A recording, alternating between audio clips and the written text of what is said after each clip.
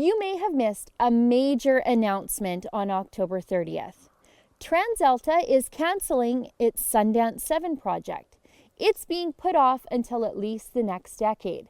The bad news got overshadowed by the cancellation of Shell's Carmen Creek plant, already $2 billion into its construction, the reports of Husky selling off its Alberta assets, and MEG Energy reporting a nearly $500 million loss and layoffs of 30% of its staff. But what is Sundance 7? Well, Sundance 7 is a high-efficiency, low-emissions, natural gas electricity generating plant. Here. Sundance 7 will be a combined cycle natural gas plant. It will connect to a natural gas pipeline system, as natural gas will fuel the turbine generators. The plant will include 2 natural gas turbine generators to produce electricity. The hot exhaust gases are not immediately vented into the atmosphere, but instead are used to create steam through the heat recovery steam generators.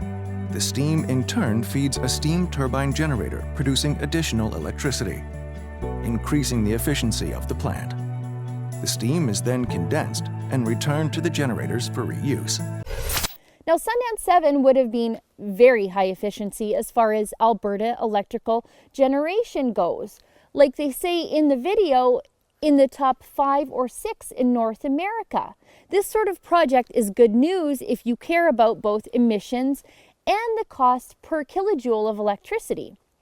Sundance 7 was a 2-year, $1.6 billion construction project that would have created a couple of hundred construction jobs and between 25 to 50 long-term operations jobs. The project was just going into the construction phase, according to the project timeline. And it was still a go as late as October 20th, 2015. From the press release that I found on TransAlta's website, it was touting the plant clearing the final environmental approvals. On October 30th, though, the project was shelved. And according to TransAlta, the project will be sitting on the shelf until at least the next decade. TransAlta cites the uncertainty around the provincial climate change policies as one of the contributing factors to the cancellation of the project. TransAlta Chief Executive Don Farrell said, "We need a clear government policy for gas. Simply moving greenhouse gas risk from coal to gas is not helpful to our shareholders."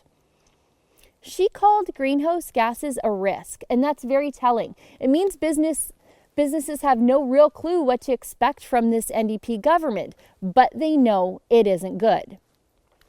So what happened between the 20th of October and the 30th? The budget happened. The NDP attack budget came out. And like MEG, Husky, and Shell, TransAlta responded. Doubling of the carbon tax, increasing corporate tax, and a sketchy regulatory regime. Would you do business here? There was something very interesting in the announcement of the cancellation of Sundance 7, though. They put it off until at least the next decade. Now, the next decade is a little over 4 years away. 4 years brings us into the next government, just past the election that will leave dust and tumbleweeds where Rachel Notley's NDP was standing. Even business knows the NDP is destroying itself as fast as they are destroying our economy. For TheRebel.media, I'm Sheila Gunn-Reid.